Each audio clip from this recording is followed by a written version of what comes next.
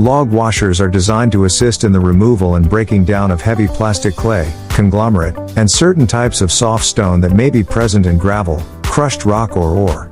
It removes clays and other deleterious materials by material-on-material interparticle scrubbing, as well as the interaction with the paddle shafts and water. Clay-contaminated hard rock and/or is subjected to a more aggressive washing action than any other type of machine available.